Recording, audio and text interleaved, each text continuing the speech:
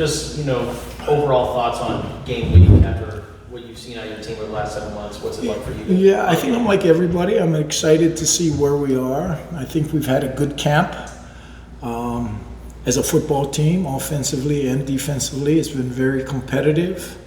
I think Coach Brennan's done a good job of really merging this team and building a culture of we're going to practice hard and we're going to play with an edge about us. And so I'm excited to see where we are. Michael and Brian.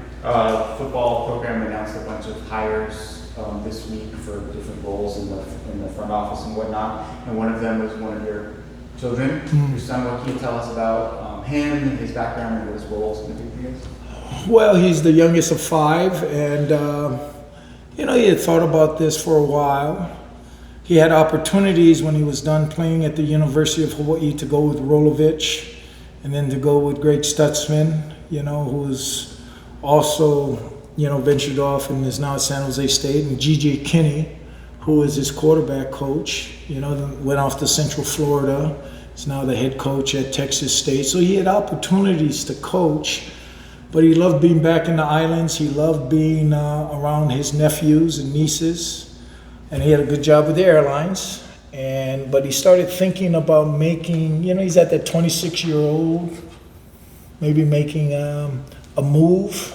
And when this opportunity came up, because he's always wanted to be in personnel, the coaching thing, and so when this was, because he had reached out to a number of NBA teams, to get into the front office in basketball. And that is, as we know, young coaches, you hear no a lot more than you say yes. And he interviewed, and he got it on his own. So I'm proud of him. Brian and Matt. How valuable has it been having someone with head coach and defensive coordinator experience on your staff and Danny Gonzalez? Yeah, Danny, I knew of Danny because, when we were here, me, Rich, and Rocky Long, they had we all had a unique system, and so we used to visit quite a bit. I've known of Danny's reputation, but I never knew him personally. And he's got a great reputation as a football coach, out in the coaching community. So then when I had a chance to get together with him, he's been a great addition, somebody that I can bounce some ideas off with the front. We're very similar in being aggressive defensively. So it's really been a good blend. And then with Joe Siomalu and RC, who really trained, I just had him in my room a year ago that really kind of understood our language and our system. And Coach Viney has come in. It's really an outstanding defensive staff, I think, which, to me, growing up under Coach Tomey, he used to always say, never hire an idea, you hire people. And I think Coach Brennan has done really a nice job with his staff of blending people that we're all moving in the same direction. I think we all understand if this football team's successful, we all are successful. You got your titles, your financially, it all works out for everybody. So it's been really a pleasure to work with Danny and the rest of the staff. Matt and Justin. You coach a lot of elite defensive backfields, but how rare is it to come out of fall camp with this mix of guys that have really accomplished a lot at this level and also depth too? Yeah. So I really thought by the end of the year our secondary was really playing well. And and then what was nice is the heart of it, Dalton, Stooks, Gunner, and Bobo have not stood still. They continue to work to grow their game, and I always talk about a standard. And for me, you have to coach the best players the hardest because they've never finished. I don't care if you become a 10-year pro, you're still going to learn in this game. This game is always moving forward. So having the ability to have really good players that have had some success is yet still allowing you to coach them hard, because as they go, the room chases them because they all want to be the starter. And I've had that since I was here the first time, And so they've really raised the level of the room, which has improved the younger players to chase them. And they've really all bought into the intellectual side of the game. Me moving to offense, where I had my feet in my heels in the ground with Dick, but he kept wanting me to move. But now I teach from an offensive perspective, you know, so it's a class, so we understand offensive theory as much as anything, and they've really bought into the mental side of the game. And now that's what Bobo, many times corners don't buy into that. They've just been great athletes. Tell me what to do, safeties. You know, where I say, you don't want your paycheck in their mouth. You know, you want to know what to do. So if you are blessed to go to the Senior Bowl or to get to the Combine where you have that 15-minute interview, that's a job interview. You want to be able to express offensive theory about how routes relate, how this release can tell you what this guy is doing. And so it's wonderful that they've bought into that. And the older guys are the ones that have really set the example. Justin and Jason. How was it coaching Chris McAllister at Arizona? What about him was the standard cornerback? Oh, man. Chris Mack was different. I've coached a lot of great ones now, but Chris Mack was just different. The number one thing and the common thread with all the great ones I've coached, it hasn't been height, it hasn't been speed. Those are all different, but it's a competitive spirit, and nobody was more competitive than Chris. I mean, he was at that elite. And, you know, I've had a couple others, but I have used him. When I left here, I brought all of Chris's one-on-ones tapes. I have this thing, I don't know if you guys have heard, you know, I built these gold reels, that this is what it looks like. And many times, I would just take an individual's best one-on-ones, where he wins every single time. I just took Chris's whole spring, going into his senior year, every rep he had. And it's Dennis Northcutt, it's Jeremy McDaniels. I mean, these are all NFL players that he is just absolutely locking up.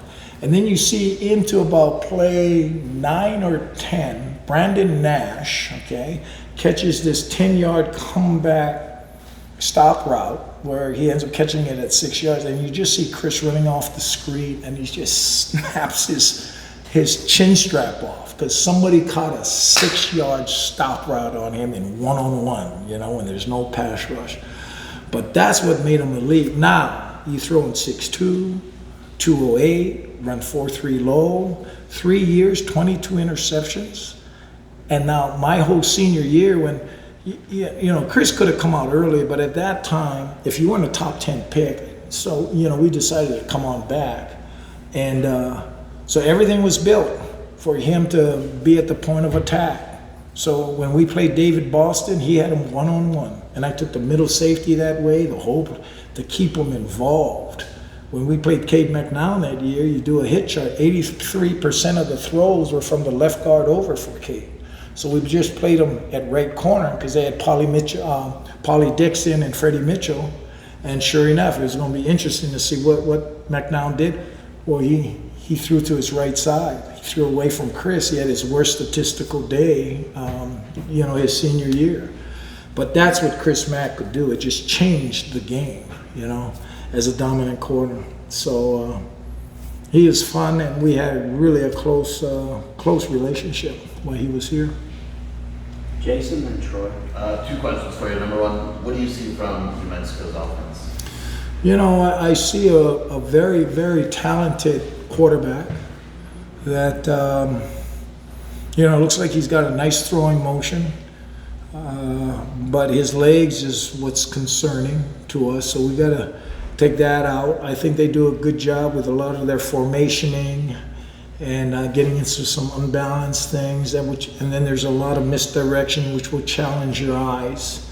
And so we're really working hard on that. And you know, as you saw, there's some big plays. They have big play potential. 15 does a really nice job of getting vertical.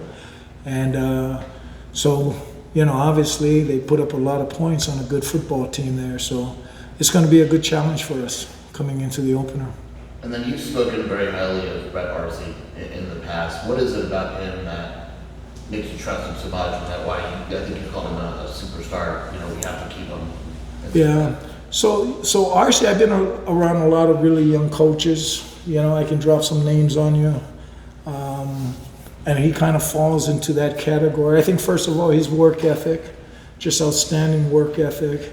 And I think very early on, he kind of knew how I teach, and you know, this isn't to be egotistical because we're all got our own ways of doing things, but he was able to understand, and he comes from some good coaching background ahead of him. But what I look for, he picked up the language very quickly, and that was one reason I had all the corners and safeties and nickels get back in one room after, I think it was the SC game, because I've never been around a corners coach, a nickels coach. You know, I think the secondary, they have to hear one voice. And I think I might have used the example in here, it'd be like an offensive line coach telling the tackles, go with a tackle coach, guards go here, center go there. Communication is just too important. So he speaks the same language, but what really got me, like when we were putting together scripts, and say we would be playing SC, because he's been in this conference, he says, hey coach, because of what we were doing, SC ran this, you know, against us in 2016, you know, and he'd go back and grab that play, you know, just very thorough, because you got to be back there, because you never know what you're going to get. But he could understand that this might be a way to attack whatever we're playing that week. So he was able to think ahead, which is, I think that's a gift in this profession, that you got to just be able to solve the puzzle, as I say, you know. Last question to Troy. Two of them kind of following the RC question there. Is that kind of what makes him, because we heard, I think it was Jacob Manu say that he was going to be the coach with the headset. Is that what makes him the perfect fit for that position, being the headset guy? Yeah, so he has a great grasp for the whole defense. And so, you know, rather than me being on that, you know, I trust Brett that he can give information. Hey, it's 3rd and long, deep in your alignments, or, you know, whatever. There may be some tendencies because he has great grasp of what's going on. So he's a natural fit for it. If I have to, I can get on, but I prefer just to remove myself from some of that, and I just have a lot of confidence in him.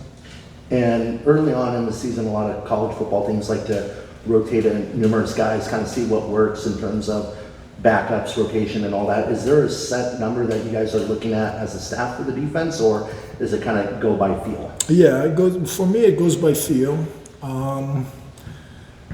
And you know, there may be times my thought process is get somebody in on the 3rd series, but let's just say it's 3 and out and 3 and out.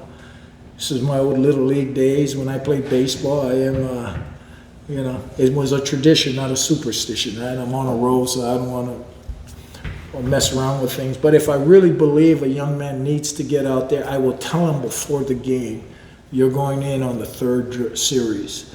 And that forces me to put him in. Because once a player loses trust in his coach, you know, then it's hard to coach him hard every day. So that's when, if it's 3 and out and it's 3 and out, I have to put him in because I told him that.